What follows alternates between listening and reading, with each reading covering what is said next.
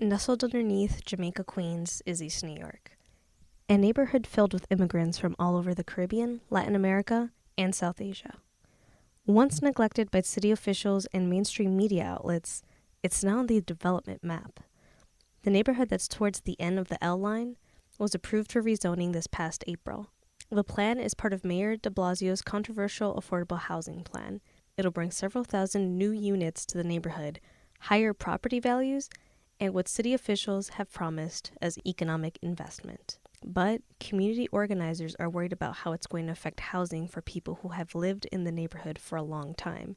To voice their opinion and disdain for the plan, Cypress Hills Local Development Corp., an advocacy group in the area, organized local leaders and residents. The march began in a local church and ended in front of the headquarters of Quick Evic on Atlantic Avenue, a business hired to kick out tenants for landlords. Armed with children's toys, instruments, scarves, and signs, the group chanted about housing. They also chanted about not selling out and removing signs from several different companies that offered to buy people's homes in cash. Every time one went down, they celebrated.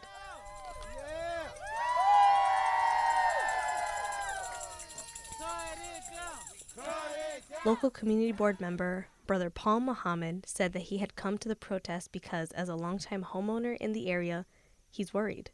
We bought into what they told us was the American dream, home ownership, take our community.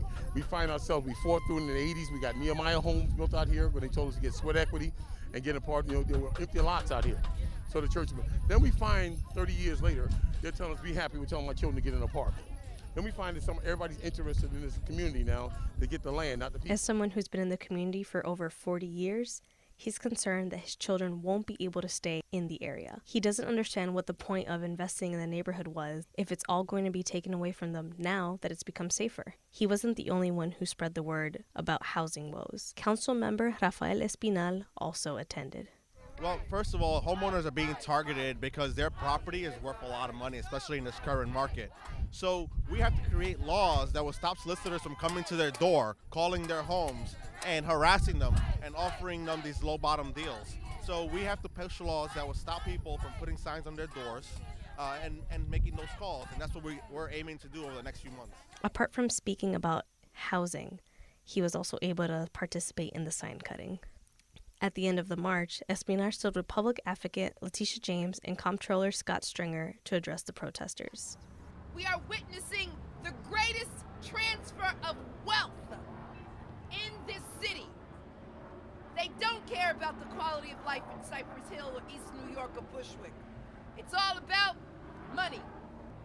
And so I say to them, as a public advocate of the city of New York, we're not for sale. We're not for sale. We're not for sale. We're not for sale. Well, look, there's a lot of pressure on homeowners, especially people who are elderly, who have a valuable asset. There's a lot of pressure on them to sell and get out of a community. You sit down, you say you can make money, you can have a better life, and all you have to do is, turn over your home. And some people, because they don't hear from other people, think, well, maybe this is a good idea, and only to find out that they really got hurt very badly because the money they got doesn't even allow you to get a new apartment for a year. But the bigger question is, what are we going to do when it comes to development and rezoning? And we have to make sure that we protect the working people of our community. Organizers say that until then, they're excited to get the word out and to stop predatory investors from coming in and taking advantage of the vulnerable owners and tenants in East New York.